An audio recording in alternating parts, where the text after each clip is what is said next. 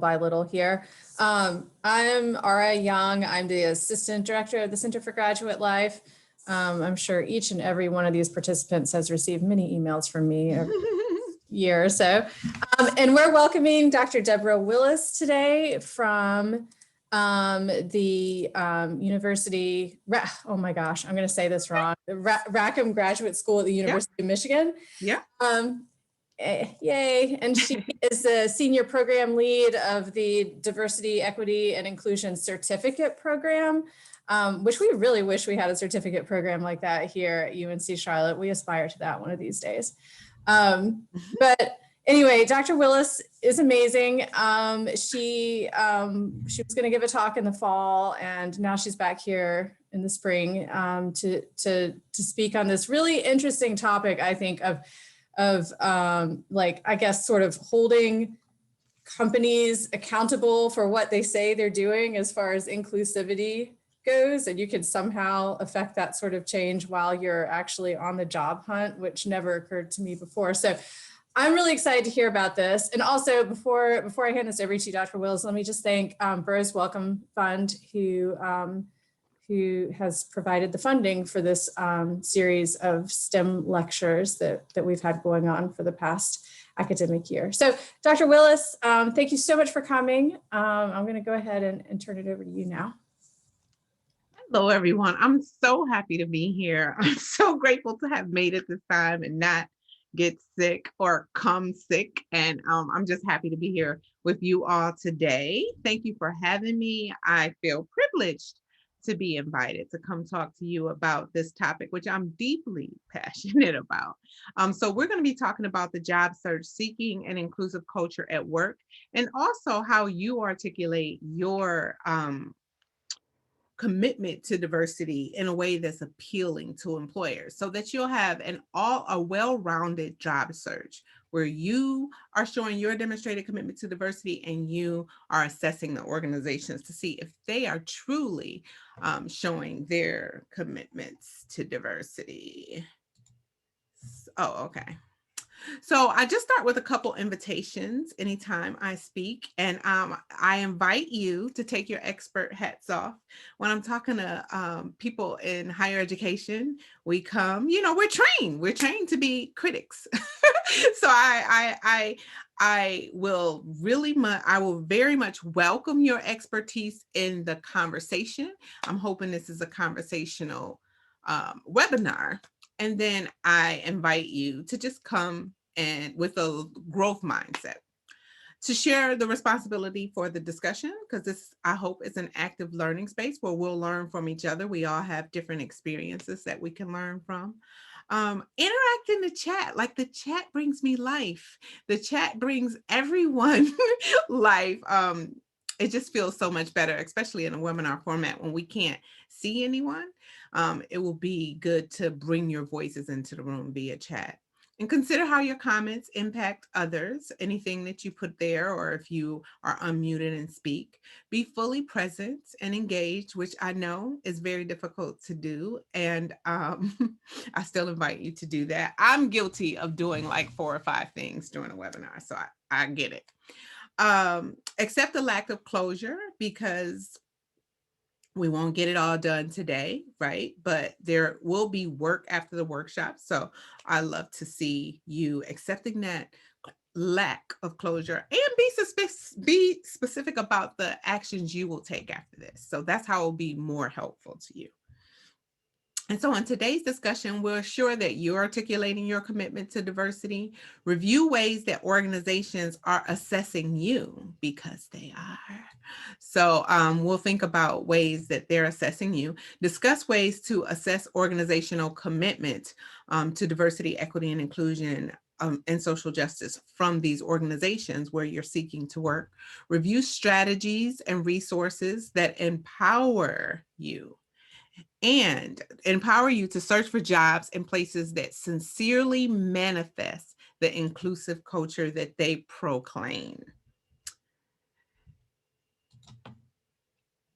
I like to say, when I'm talking about like inclusive work experiences and inclusive learning environments, the definition I'm using is one from the University of Michigan's Center for I always get it right. Center for Research on Learning and Teaching, CRLT.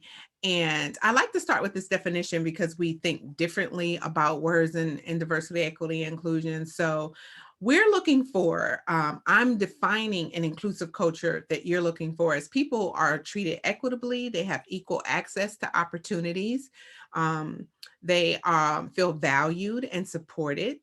Their social identities are acknowledged, whatever those are. They seek to change systemic inequities because we know there are systemic inequities. So they seek to change those. Interrupting harm is encouraged, right? Because there's a lot of bystander intervention. And we've seen this year a vivid example of when bystanders actually stand in to, record things that are happening, to stop things from happening, how it makes a huge difference. And it could really change a complete outcome. So thinking about that in terms of what you can do in these work environments, but also in terms of how these organizations are doing that. And where accountability measures are in place, where if something goes awry, then people will be held accountable. So why does all of this matter? It matters because now NACE has a 9th competency that they added, which is very encouraging that a competency has been added recently. It makes me think that it'll be here for a while. It's not going away, and that we'll continue to think about these things. And the definition is that you value, respect, learn from diverse cultures, races, ages, sexual orientations, and religions. The individual demonstrates in an organization, because we're doing both, demonstrates openness, inclusiveness, sensitivity, and the ability to interact respectively with all people and understand individual differences. So I always start by saying, really hone in on yourself, really think about, starting with you, what social identities matter to you. So when you're saying you want these organizations to be committed to diversity, equity, and inclusion, what exactly do you mean? And I say this because we all have a different lens through which we look at the world. And that lens narrows our focus. Oh, sorry.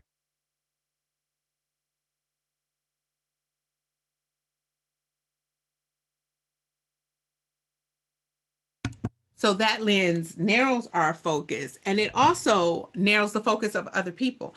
So when you're going in to assess an organization, you want to say, which things are most important to me? So when you're looking at these identities, and here's where I would love for you to interact in the chat, think about your top 3 identities, or however many identities that are super important for you, for the organizations to be thinking about, looking into, advocating for. What are these things? What's most important to you? And I'll give you just 30 seconds maybe to write that down.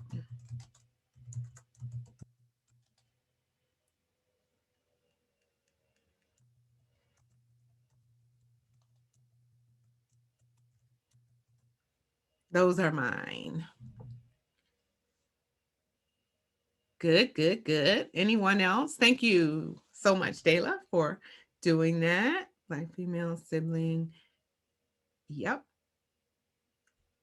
So yeah, this is great. So we've seen race, gender, ability, status, sexual orientation, socioeconomic status. That's a great one. Marital status, parental status. And if it's not one on here, just write down whatever is important to you, because we didn't list all of the identities. Yeah, parental status is a huge one. So yeah, I appreciate that. So just in looking at the chat, we see that these things are different for different people. So it's important for you to know, like for those of us who said parental status, that it's important to understand what are the policies in place, etc. For those of us who said socioeconomic status, that's a great one. What's the diversity of class? And are there any, that comes up a lot when you're asked to do lots of things like, let's go to dinner after work, or let's go play golf. Well, if you have some people that you're excluding, right, who may not be able to afford to go out to dinner after work, who may have children that they need to be home for their children after work. So thinking about when you're assessing these organizations, what policies do they have in place? What are they doing the most? Are they doing it after work, or are you given time during the workday to kind of gather and fellowship, right? Or are they only allowing those opportunities in the evening? So that's a flag that you'll want to think through. Thank you for interacting in the chat. So we'll start by our own demonstration of our commitment to diversity, equity, and inclusion, because if you're saying you want to see what the organization is doing, they are also assessing you to see what you're doing.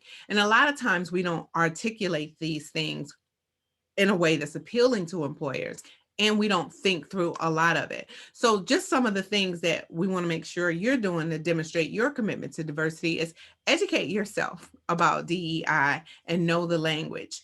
You want to know some history. You want to be up to what's going on in current world events. They'll like think of ways to assess whether you're doing that.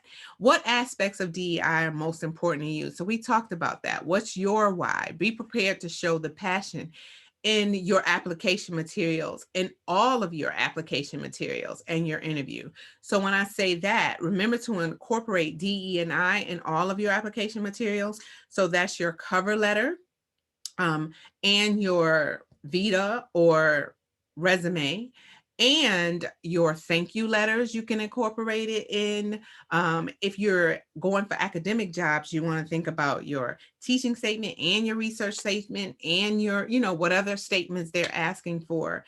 Just be mindful to put them throughout there. So if you're saying I'm demonstrating I'm committed to diversity when they ask the question, and there's nothing in your cover letter that speaks to that, and there's nothing in your vita that speaks to that, then they may question that. And you are committed, you just haven't put it in there. So think that through. And just be mindful of your public presence. Like we know this, but we also have seen so many cases where people put something on a website or in their Twitter or in their Facebook, and they regretted that. So just think that through.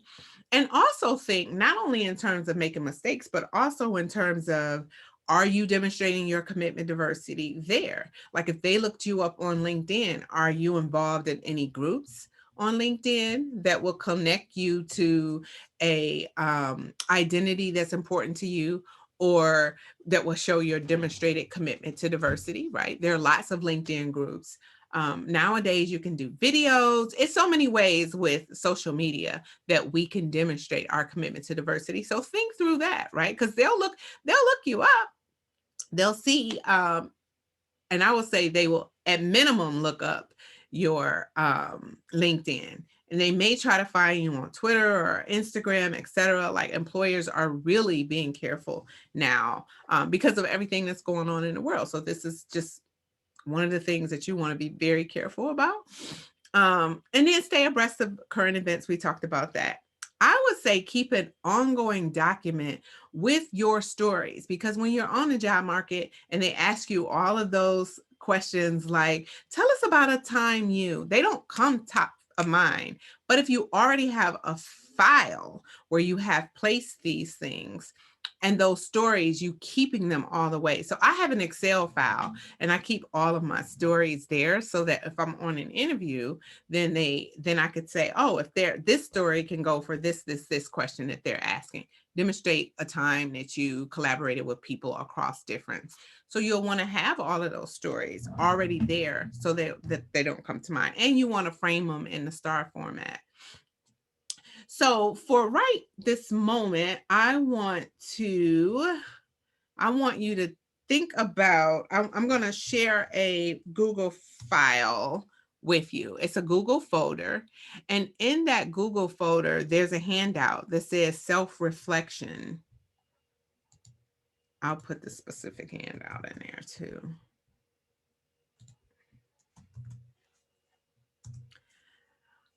And in this self-reflection, I think it's very helpful to think about strategies for demonstrating your commitment to diversity by reflecting on your practices. So we have developed this and we use it in our we have a workshop on demonstrating your commitment to diversity. And what we found from students often is that they may be thinking only about one thing, but not the others. And so just look through this really quick. It has questions around diversity in research and scholarship. Then it asks you about your teaching, and then it asks you about your service and engagement. And so I'm just going to take, I won't even start the timer. I'll just take 1 minute for you to look through that. And then maybe reflect back to people who are here on things that you're doing well in and things that maybe you should probably do a little bit more in. So just take a couple seconds to look at it, but then you'll have this for your reference.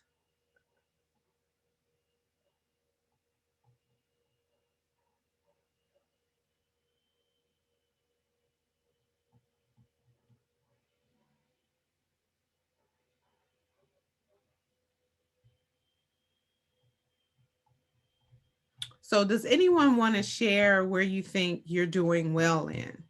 Research and scholarship, is that where your demonstration is coming from most, or is it in your teaching, or is it in your service? Is there anything that you feel is missing or you wouldn't have thought about when you were talking about how you would demonstrate your commitment to diversity? Are you mind if they unmute if they want to speak? So you all please feel free to unmute and speak.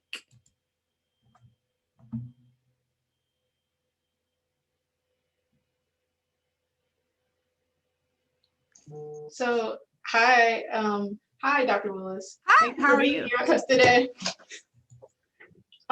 So yeah, I said diversity and service and engagement because in my current role, I work for the academic center here at UNC Charlotte, and I'm also a master's student. So I get to interact with a lot of different student populations. And in my role, I particularly work with like core support services like tutoring and all that kind of stuff. And we recently, like, I've been really spearheading different initiatives so that we target different populations. So like LGBTQ plus students, veteran students, adult students, things like that, first generation. And, on top of that, I have also outside of academia, just like volunteering in my community and just trying to become engaged, especially with the youth, so that they know that they can also attend college. Like, their possibilities are endless, essentially. Wow, that's phenomenal. So do you find that when you're applying, or do you put all of those things in all of your materials? So I will say it's definitely like my work stuff is definitely on my resume and my LinkedIn, that kind of stuff. I would say that unless you talk to me, my volunteering and other service like engagements are kind of like tucked away a little bit. Right.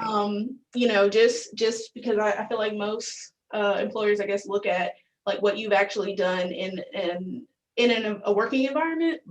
So unless I talk to them more about it, that's how it kind of comes to the forefront. Yeah, we found that with a lot of our students. They said the same thing. Some students were like, I have no teaching, but I'm like, you're tutoring every day after school with these groups, and you can talk about that in a teaching way. I would say when we talk to employers, they actually do look for that.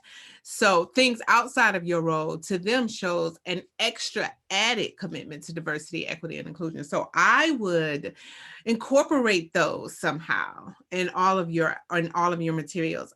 Even on LinkedIn. I mean, you don't want to, I understand you don't want to like showcase like a hero, have this kind of hero syndrome, but you do want to do those things, to showcase those things as well. Thank you so much for sharing.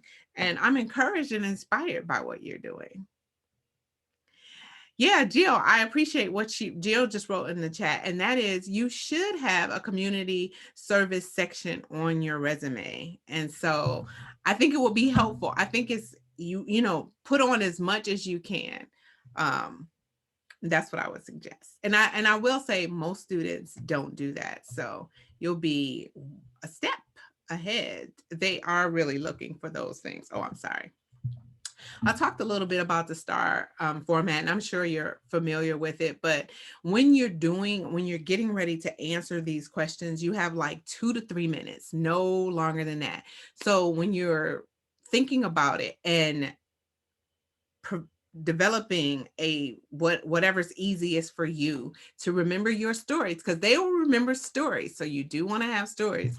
Just say really quick what the situation is, the task, your responsibility in it, especially if you took a leadership role. You definitely want to talk about that. The action, what steps you took to address whatever the problem was, and then share the outcomes that your actions achieved. So I just constantly remind people to try to answer questions in the STAR format, where especially in terms of like our identities, our intercultural competence. I don't like competence, our intercultural journey, and make sure you have a happy ending. So now that we have looked a little bit at how we're going to articulate our commitment to diversity, we're going to talk a little bit about organizations, how they're assessing you, and then how we assess the organizations. So there's another handout there that's a handout from Cornell. And I like this one because now people are a lot more specific. So we used to have this very general one diversity question. And sometimes people weren't even prepared to talk to that. But I like this Cornell rubric, and let me know if you all cannot access it. I'll put the direct link in the chat again. But I love this one because they tell you basically we are assessing for diversity, equity, and inclusion, like we're truly assessing for it. And they have 3 levels, which I really like. That's the awareness level, your understanding of diversity, equity, and inclusion, and then your experience promoting it, right? And then your plans to advance it. So that's how you're going to connect it to the organization that you're joining. So I think these were really helpful to me to determine, because we had always been teaching students how to write this diversity statement, but we would go to companies and we gave them a rubric by which to think about how to do it. But these companies, they didn't have a rubric. I mean, they would ask a question and we're like, how are you assessing this? How are you evaluating this? And it was like really subjective. So now we find organizations and universities saying, okay, we're going to establish some kind of guidelines about what this means. So this one's helpful. And this one is for an academic role, but I think some of it is really helpful for all roles, and more companies are doing it. So for awareness, they tell you what's weak. Like if you use vague terms, if you don't know the terms, if you discount the importance of diversity, and that sounds like common sense, but it isn't, because it means stuff like, oh, you know, I get along with everyone, I don't see color, right? So they will think that's discounting the importance of diversity. So you don't want to do that. Being uncomfortable addressing diversity related issues. So, you know, just be ready, have your responses already in your mind prepared, so you're not sounding like this. So they're looking for that. And average, you know, there's some qualities, you know, but then they say strong.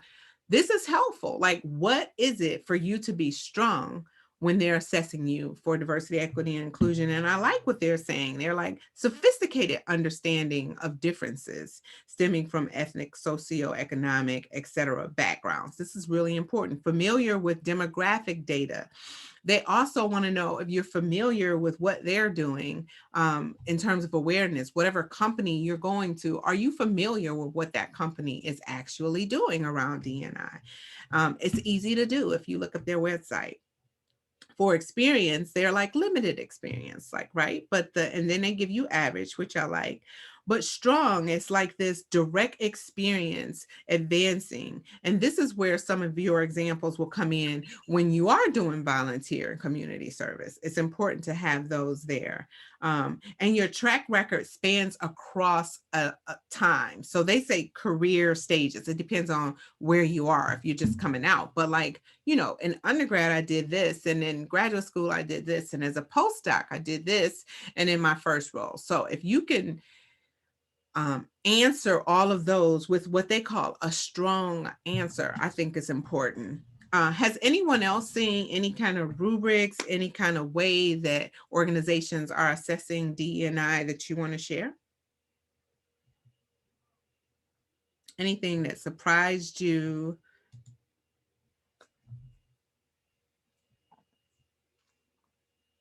So I'll talk a little bit about the characteristics of inclusive organizations in a way that we don't always think about. And this came from, we have at the University of Michigan, we have a positive organizations in our Ross Business School. And one of their professors shared these characteristics with us. And it was important because to me, it expands how sometimes we think with our very narrow focus of what DE&I is and how to think about the organizations. So she looks at their commitment to community relationships. You can find that kind of thing on their website. Information sharing, which is really important. How do you share information? Are you transparent about a lot of things that are going on, or are you not transparent? Your access to opportunity. Does everybody have equal access to opportunity? Doesn't mean you treat everyone equal, but you have equal access. And a holistic view of employers. And this is where I think a lot of the work-life balance things will come in. Like, are they sending emails at midnight or even at 7 o'clock in the evening? Do they expect you to return that email? Are they looking at you as a person in terms of your family? Other things you might be involved in. Religious organizations, are they only celebrating certain religions, holidays and not others? Are they accommodating for religious cultures? Alignment of culture and practice. You know, are you practicing what you preach?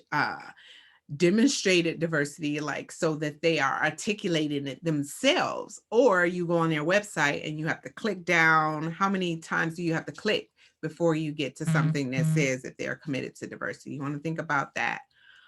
Accommodation for diverse abilities. So this is like not only physical abilities, but you know, how people learn differently. Is it only, you know, verbal ways that they communicate? Are they only communicating in the evening? We talked a little bit about that, but just thinking about how they accommodate for diverse abilities. And even if you're not in a situation where you need a diverse abilities, it's still important to see if they're doing that. Continuous learning mindset, growth mindset, you know, we're continuing to grow and being courageous enough to say, we don't know, we messed up, we apologize, and we're continuing to grow. So you want to think about that, like, how are they responding to things that are happening in the world? And then a shared responsibility and accountability.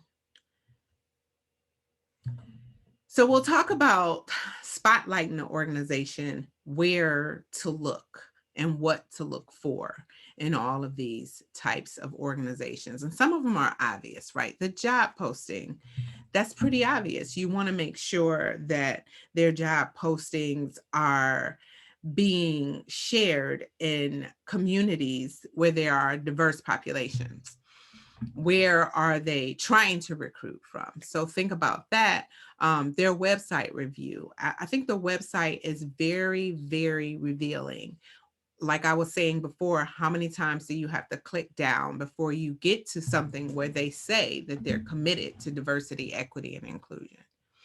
Marketing materials are super important. So when you're looking at the marketing materials, do they have pictures of people from diverse populations in a larger span of the words? So not just different races, maybe different abilities. LGBTQ advocates, are they doing any of that in their marketing materials? And also, are they using the same like African American person in all of their marketing materials? Or do you see different people? And are these real photos, right? Are they real students? Are they real employees? Are the employees like saying something? Are they elevating these marginalized voices? So you want to think about their marketing materials. Social media profiles, just like they'll look at your social media. What are they tweeting? What are they posting on Instagram or their Facebook? Like, look through that and look to see if there's anything that shows that they're demonstrated to commitment to diversity. Organizational charts are very revealing. So I really strongly encourage you to any job that you're posting, you're applying to look at their organizational chart. So some companies could say, we have lots of diversity in our company, right? But then where is the diversity? I think that's super important. So if they are, all of the diversities are at the lower rung of the ladders or of the organization, then that's revealing. So look to see at the leadership level, is there also diversity? Are there women? Are there people of color? Are there people who can openly identify as LGBTQ? Think about what's happening on the organizational chart. And even committee composition. Is all of diversity on the diversity committee, right? Or in the ERG groups or the affinity groups? Or is there diversity on the board? Is there diversity on the budget committee? So like all of the other committees that are considered very highly valued, is there diversity on those committees as well? The indicators of diversity value, I talked about this a lot in my article, and one of them is pay. So when you're looking at it, look at, is there diversity? So some organizations, the top level, and especially if the top level is primarily white, are they making a significant amount over the people who are doing diversity work? Or are they just significantly more than people who are African American, Latinx, of any other population? So think about that. Is there equality in pay? In addition to pay, titles are very important and are indicators of the value you put on diversity as well. So if you have people that are directors of the Center for, African American students, directors of the Center for LGBTQ, are those people paid as well as directors of other centers or comparable centers? People whose titles, even people whose titles are like, there's lots of people that do diversity work and they're like program managers or program coordinators, but they're doing all of this diversity work. Can they be elevated to a title that really speaks to the work that they're doing, especially if that work is externally what people see, right? So a lot of people are the voice of an organization or the voice of a department, but when you look at their pay and when you look at their title, they're significantly less. So you want to look for those mix matches. How are they responding to current events, right? So the world has given us no shortage of things to respond to. Are these organizations or companies putting out statements around these events? Are they encouraging their employers to take a moment to process this if some major things happens? How are they responding? And even if they are writing diversity statements, does those diversity statements have action steps in them? Or is it like, oh, let's take a moment of silence for, okay, you were silent and now what, right? So think about if they really are, if they're performative or if they're really making steps and taking steps. to respond to these things. These are really heavy, difficult times, especially around the pandemic and the racial unrest and, you know, the things that are happening at our borders and international students. I mean, these are like really hard things. Are all of this like anti-Asian hate crimes? It's like, are they responding to this and checking in? Are they talking about it at all? That's a big indicator. So think about that. Community involvement. What are they doing to those communities that they that are surrounding them? So this is a lot about our institutions. They are like in the middle of a city where, you know, they don't have to pay tax. I mean, it's a lot of things. They're sitting in the middle of the city, and are they helping the people that are around them? Are they indicators of how they're doing that? And elevating those community leaders so that you're engaging and interacting with these communities in a way that's respectful and meaningful for them, not just, you know, doing research because you want to do research. So think through all of those things. External ratings are important, especially now, because now there's so many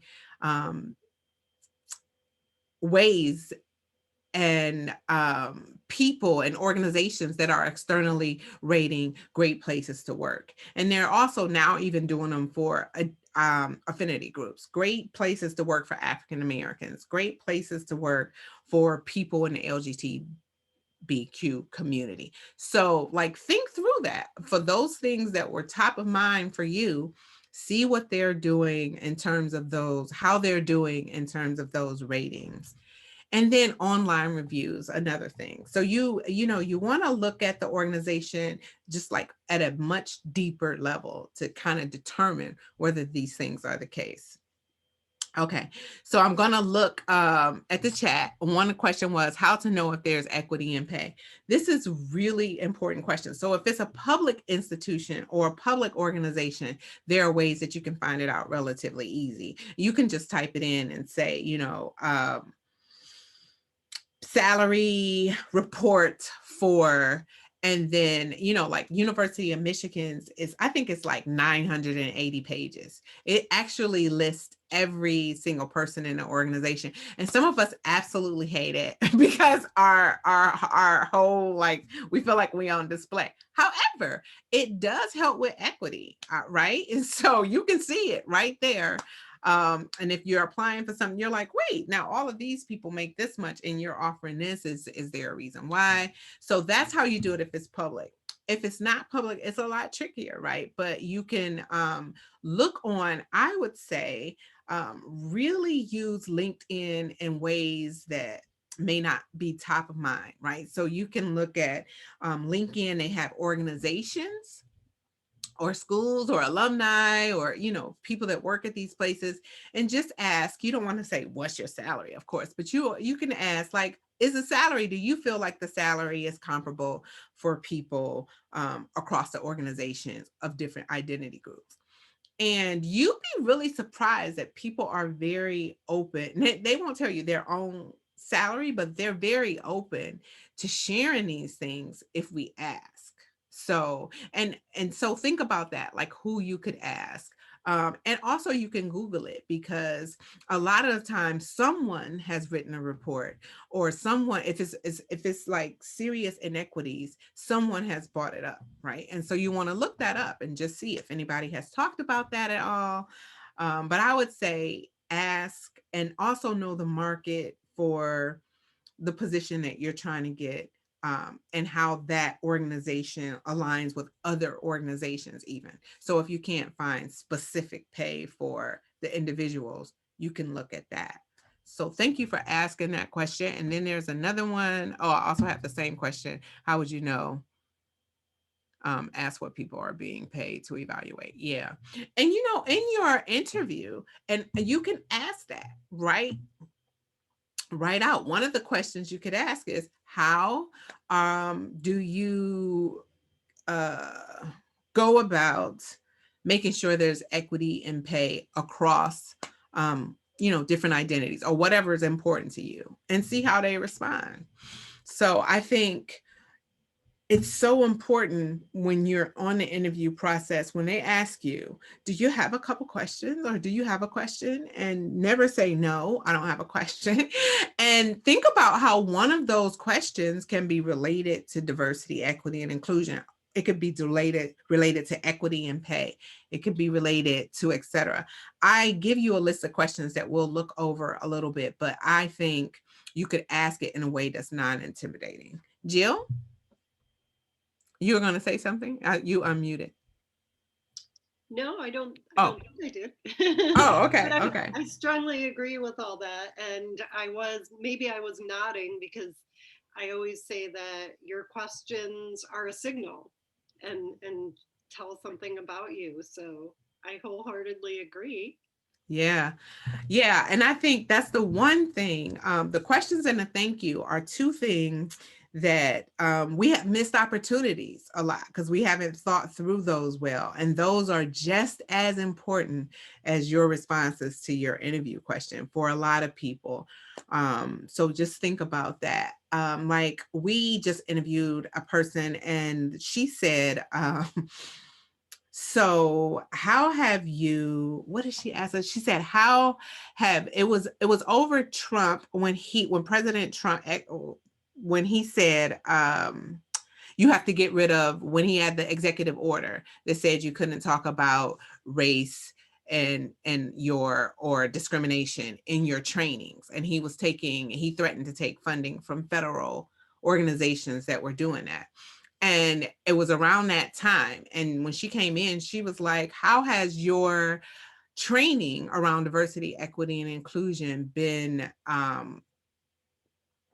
affected by the executive order? So we were very impressed with that question. So because ours hadn't been affected, but we had to go through all of these hoops so that it couldn't, right? So, but I was very impressed that for the role that she was trying to take, that was something that was top of mind to her. So think about those questions. What's going on in the world? It's so many things now, and you can ask them how they're dealing with that, especially if it's something important to you or your community. So just to go over just a couple of those things, the website review I think is important. This is Lever, their website.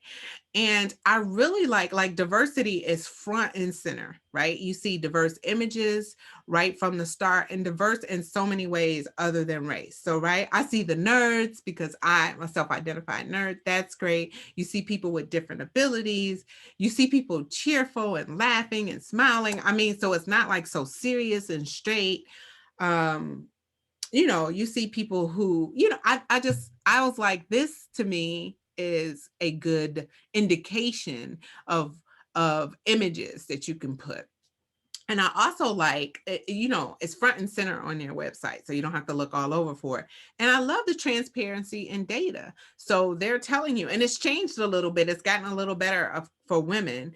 46% identify as women of their leaders. So, and of their non-execs, their board is 25% female, which it depends on the field, whether these are good or bad percentages, but it's just right out there. So there's transparency. And now, a lot of companies do have dashboards.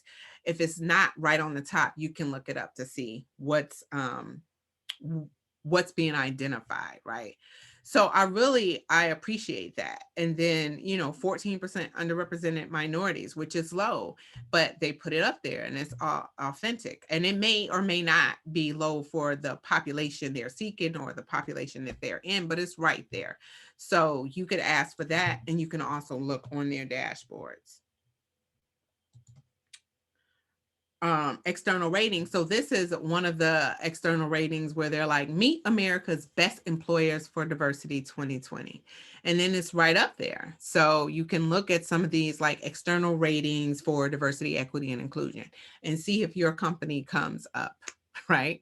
And you can compare your company to other companies. So, sometimes they have them for small organizations, sometimes they have them for higher education as opposed to businesses, but look for these external ratings now. There are so many of them and popping up more and more every day, especially around diversity, because this is so important.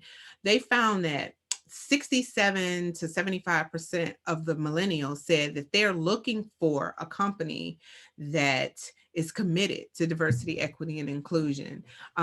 So many of them said they would take a reduction in their salary to be at a place where they feel welcome and included, and like they don't have to, like they can be themselves at work.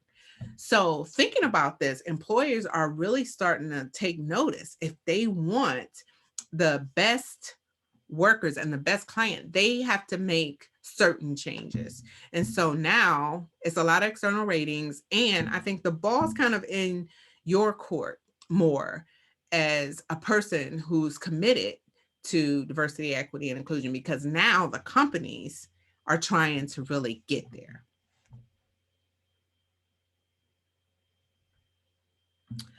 And then the interview. So when you're going on an interview, you want to see who's present at the interview. I think it's very important. It indicates that they were really thinking through who to have, what demographics are there when you're there. Is it all men? Is it all white? Is it all younger people, or senior leaders, or people that are also like administrators?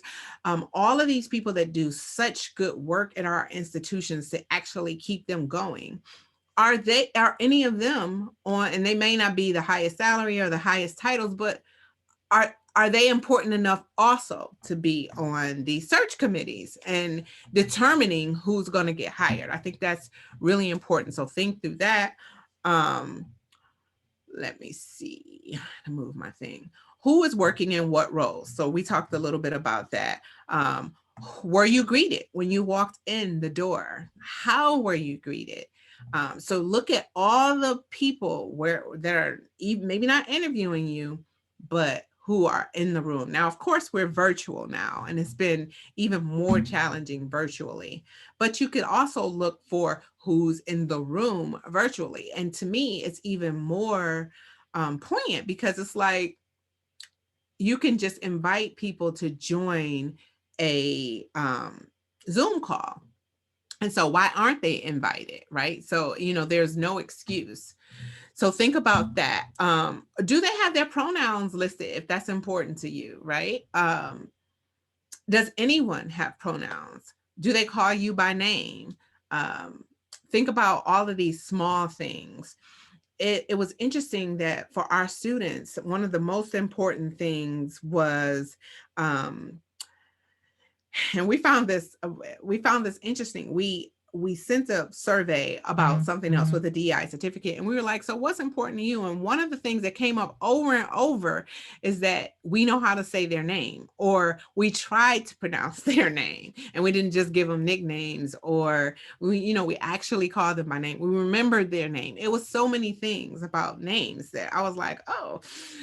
And so we actually started changing, and we greeted people by name all the time before they responded. We asked, am I pronouncing your name correctly, etc. So think about all those things. What questions were you asked? You do want to pay attention to the diversity questions that they ask you, and think about how they responded to your response. Observe the look and feel of the office. Even if it's virtually, you can ask for a virtual tour. And we actually had someone ask, and we were like, well, we're not even in the office, so we can't even give you a virtual tour. But I mean, I thought it was important for her to say, can I see the space? Because it's hard to like accept a job and you've never been there. So she was very conscious and asked. So I think that's important. And see how they respond to you when you say that. Use of pronouns we talked about, and whether they ask DNI questions. Okay, I'm going to break for a minute because I've been talking. So if any of you, can you think of something else or something that stood out to you at an interview, or something you wished would have been asked but wasn't asked, or something you found important or different on any interview, or anything you read that you want to share with your colleagues?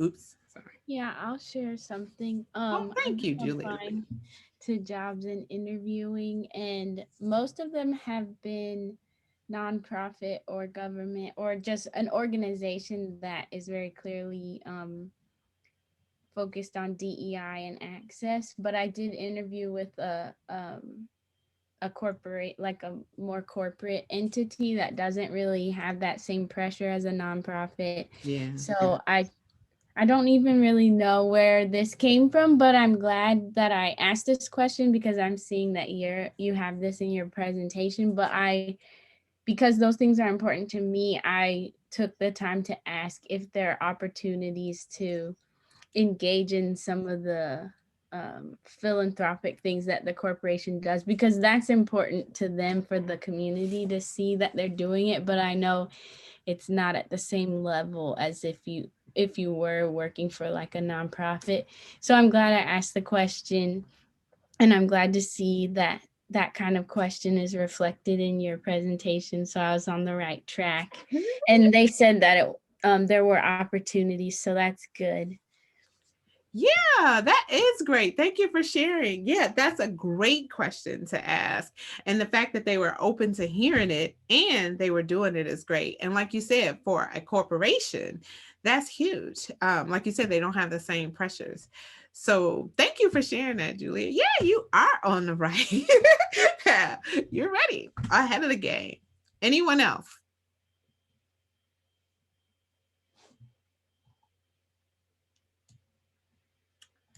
All righty, let's see. So just like moving towards inclusion and equity, just to think about some of the things you want to think about, and I'd invite you and encourage you to do is stay committed to learning and growing about other populations that aren't your population for specifically, right? You want to think about being committed to learn something new about a community that you didn't know, particularly if you're going to work in diverse communities. So think about what those populations are and then do your own work. And then that way you can, communicate more across difference, and you can ask them in coming from an intentional place where you can have a real dialogue because you've done some of the work beforehand. I think that's important. And take ownership in how you have perpetuated inequities or not fought for justice. And that's all of us, right? Like, we're not always there. So just think about that. And it kind of opens you up to be a little bit more compassionate. Like, the organizations are really getting hit hard now. And there's like this huge like cancel culture. And so I just want people to be like compassionate. And, if people need to be called out, I love Professor Loretta Ross's terms, differentiating, calling out and calling in. So yeah, you want to say, I want you to move and push you to be this organization that you're proclaiming to be. And I realize that it might take baby steps, like you can't do it overnight. So just think about that, how we've perpetuated it, how we can stop doing that and make an intentional choice every day, and to be advocates for people who are not in our identities, but we really want to move towards equity as well. Be intentional about creating an inclusive environment and experience every single day, right? It takes us to think about it every single day. And I just encourage you to do that. Take advantage of the moment and this window of opportunity where the world is a lot more open to us introducing a lot of this racial justice, justice around LGBTQ, justice around policing. I mean, whatever's really important to you. Like, it's the moment is here. And I say this because even last year we did a lot of programming around anti-racism and learning about racism and learning the historical inequities. But we couldn't just come flat out and say, like, how to be an anti-racist. Well, now it's open and encouraged. So I think, take advantage of that moment and the window that we have now. And, I feel like the window will close. It'll open back up, but it will close. So like, try to get through it when it's open. Use your privileged identities to impact the environment. And we all have some privileged identities, especially if we are at an institution, right? I mean, education is a privileged identity. So think about that. And then you can set kind of guidelines around the community of the organizations that you're trying to join. So just think that through. And then I always leave it like just a spotlight on equity, where, you know, you're constantly educating yourself. And then you want to question your own behaviors before you question the behaviors of others. And you do want to challenge and question the behaviors of your organization if they're doing something that you feel like is inequitable. Use your privilege, which we talked about. Interact with a wider network. The more people you know that are other identities, the better.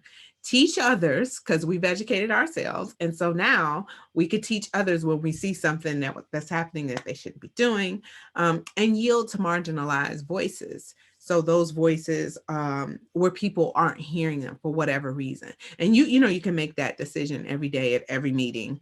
Think about that. And then the other why that I say is just say yes to like a long-term commitment. So we're not just thinking about this in the moment, and we're going to keep our organizations kind of held to this inclusive space for a longer period of time. And so with that, that's the end of my presentation, but I will show you a couple of the other resources. But first, let me read Monica and Kayla. Okay, Kayla. Okay, I have seen people in older industries are surprised by these questions, but open to suggestions. Yes, they are very surprised by the question. In fact, we had a student who went on an interview, and she told them, you know, they went through this whole thing, and then she shared with them that they're, based on the workshop she'd gone through with us, that their language was gendered in their applications, right? And so she explained to them what this was. And so they're like, wait, what are you talking about? So she shared a resource that says, you know, you're asking for people who are, you know, these kind of what people see as male characteristics. And if there was like a administrative role, because they had multiple roles, then you're asking for warm and caring and friendly. So they were like, whoa, they hadn't even thought about that. And so there are resources where you can check the language of a job posting and see if it's gendered language.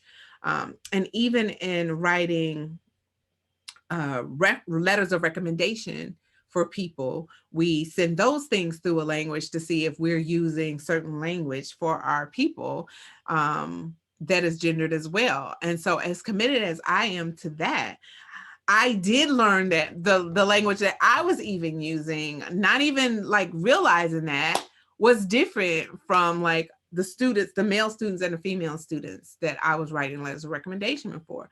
So, you know, that's what I mean by having a growth mindset. I was like, wow. And so now I am completely intentional about using appropriate non-gendered language when I'm doing these types of letters of recommendation. So we can continue to grow. We all can continue to grow. Anyone want to share anything that they learned today that you found helpful, or things that you didn't see that you think will be helpful to people?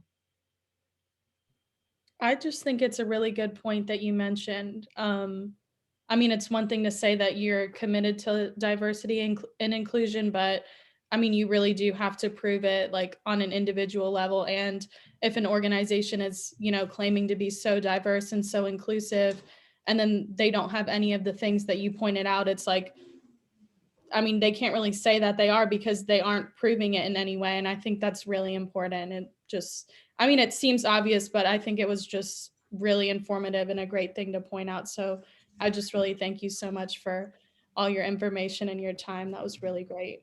Oh, thank you. I appreciate that. Yeah, I think you're right. Like, we're not being specific. We're not, and it's a lot about performative things that are happening now, right? So, you know, and this is really a tension between rushing to get a statement out so that you have something out, and having a statement where you're going to show what actions you're going to take, right? Like, what are you doing? So it's this tension because people want to see it happening, but they also want to see something meaningful. And I appreciate you saying that more so also because women, sometimes we don't feel like we have to share, or even African Americans, like people are like, I'm African American, so of course I'm committed to diversity, equity, inclusion. That's what actually gets people when you absolutely have to articulate it in a way that catches their attention, and they should do the same as well, like you were saying. And I will say that organizations are now really looking for help. They're really like, help me, because they do want great employees, and they're looking for employees that could help them think about things and work with communities and populations that they haven't developed the trust with. So this, you could take advantage of all of these moments when you're thinking, like that Cornell rubric was like, how are you going to bring this into the organization, our organization? So you always want to try to get to that point as well. Like, here's what I've done in the past. Here's what I'm committed to doing. And look, I see that you don't have this or you have this. I would love to start this in your organization by doing A, B, and C. So then they're like, wow. And if they're not like that, I don't know if you want to work at a place where that thing is very important to you and they don't have it and you want to start it and they're like, then you have to think about whether, you can spend your time, if you want to spend your time working in that organization. So yeah, thank you so much. Any other questions, statements? I'll ask one on behalf of our students that I know it's obvious, but I think it might be interesting to talk about it. Mm-hmm. When you're interviewing for a job, it's not an even power relationship, right? Right. You Exactly. really, usually, the interviewee really wants the position. Mm-hmm. So it can be hard to be bold and Mm-hmm. ask those kinds of questions, even if you say, I really want to work somewhere with good diversity, equity, and inclusion practices. Still at the heart of it, none of us want to be rejected. We want to get the position. Do you have any advice for overcoming that kind of hesitancy that people might have? Yeah, so I would say, thank you for pointing that out, Jill. It is, you do want the job. That's why you're on a job interview. I think what it takes, and that's why I talk so much at the beginning about doing that deep inner reflection, because, sometimes we can say, you have to know what the deal breakers are. Like, sometimes we'll say, I can get away with this, or I can live with this because when I get home, I have this in my so you can think about that. But if it's something that's really, really important to you, you have to think about how often or how long you could stay in a place where you're spending 8 hours of your day or a majority of your waking hours at this place or with these people. So I would say just think about that. And the way you ask questions is so important. So you don't want to say it in an abrasive way that scares people, but in a kind way, like in a way that you can kind of pull some things out without just coming hardcore with them, because that does actually scare employers as well. Like if they think, they have to work with you and they are looking for whether you're going to be a pleasant person to work with. So you don't want to come with so deep, full emotions around something that they are like afraid. So I would say, just thinking in advance of what your question could be and how it can be stated in a way that you can get a little bit of that information without, in the context of a power dynamics, right? And I will say also, I do believe that employers really are looking for it. So that's another kind of motivation to ask this question, because if you don't, it may be that they're like, oh, well, they're not as committed as, these other people who actually did it. So it's always a fine line. And I'm not saying it's easy and there's no right answer or wrong answer, but just really do that deep inner reflection and then think. Because a lot of times you can change some of these organizations just with inquiry, or you can have them think in a different way. Like even if you didn't get the job, you can have them thinking you have planted a seed in that organization. So if you think about it like, change agent, then maybe that could empower you a little bit more to do it. But I do understand the power dynamic, and I understand that the power dynamics can be so much worse depending, on how they're trying to make this an even, more of an even kind of interaction than not. So now some employers are given questions ahead of time. So they're like, listen, all of you have the same questions, you can think about them, you can come in relaxed. And then, you can even start with, if the interview is like, oh, we're going to take notes just so be relaxed, feel free, take your time, take notes. So people can set a stage where it feels a little bit more comfortable than not. So yeah, that's a great question. And it's a difficult, it's no right answer to it, but I appreciate that. Yeah, thanks for your answer. I think it also may help our students to think about that you don't look, if you have demands, that or not demands, but if you have questions about the conditions you're going to work under, it makes it look like, well, you're not just evaluating me, I'm also evaluating you. And it makes you look intentional and well thought out, and kind of, it could garner respect even, right? Yeah. Also, I was going to comment, I absolutely love that phrase, calling out versus calling in. I think that's just brilliant.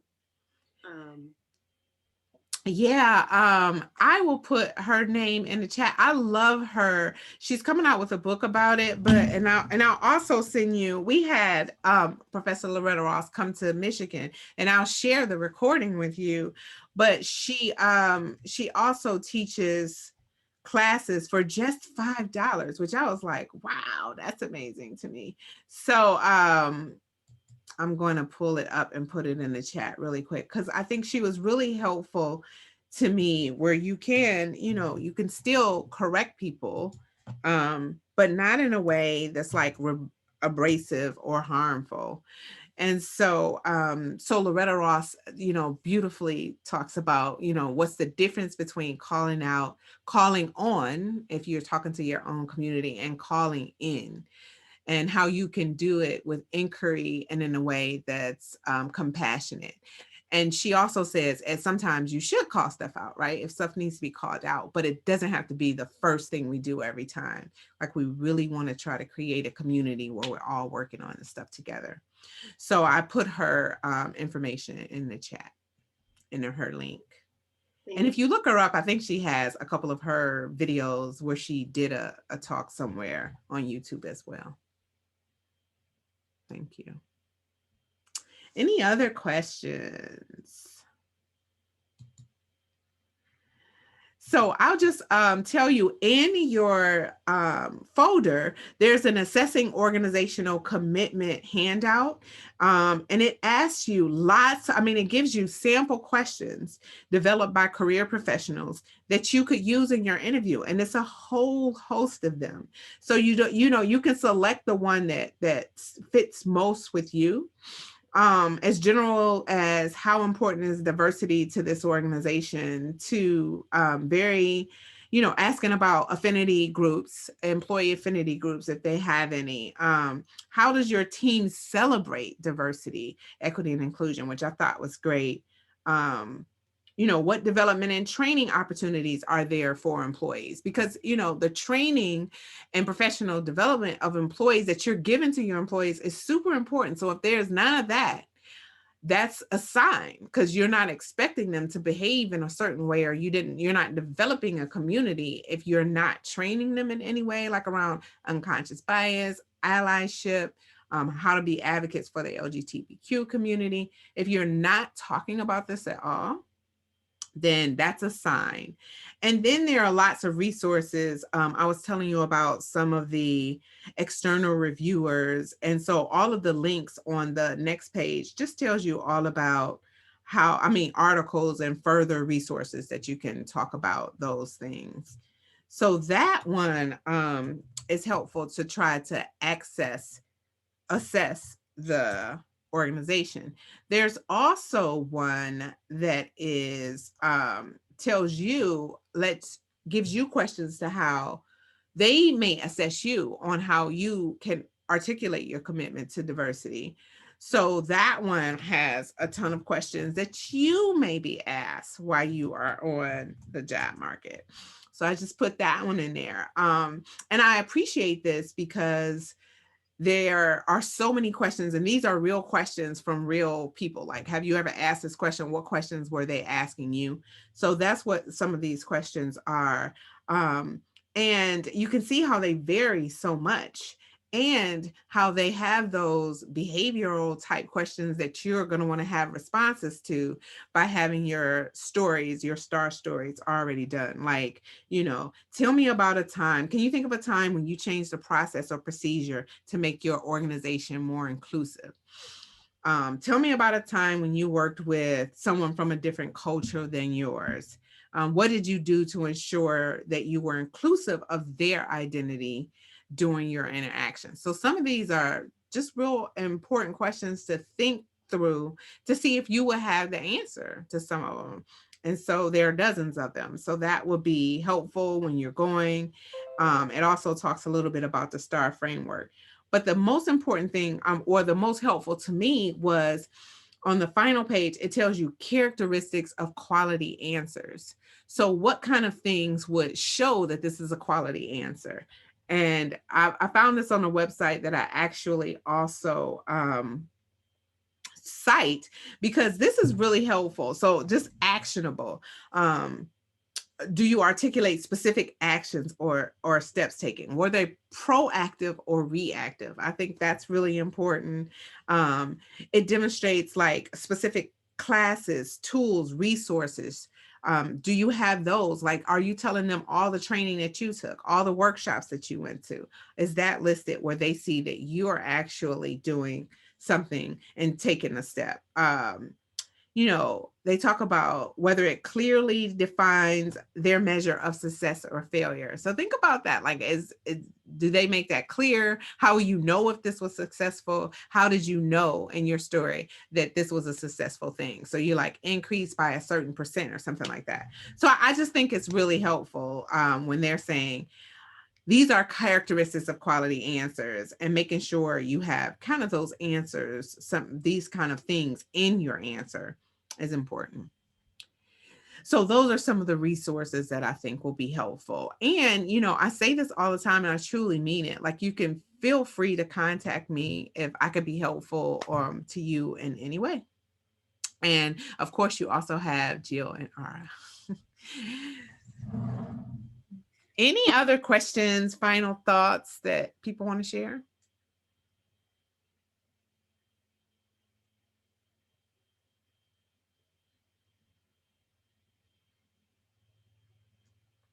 Well, with that, I thank you so much for being here. I mean, it's a lot going on. It's a lot going on. So the fact that you were here and stayed for an hour and 15 minutes, I'm deeply grateful and hopeful. And I wish you all peace and safety and all the good things. Enjoy going forward toward the end of the semester. Good luck with whatever you have to do, what that means to you, it being the end of the semester. Well, thank you, Dr. Willis. That was really interesting, really informative, and you've just given us a ton of resources here, all these handouts and the link to Loretta Ross's website and everything. So thank you so much for taking the time to speak with us today. And I hope your semester ends well and easily, and you get a nice bit of a break this summer. All right. Thank you all. Have a good evening.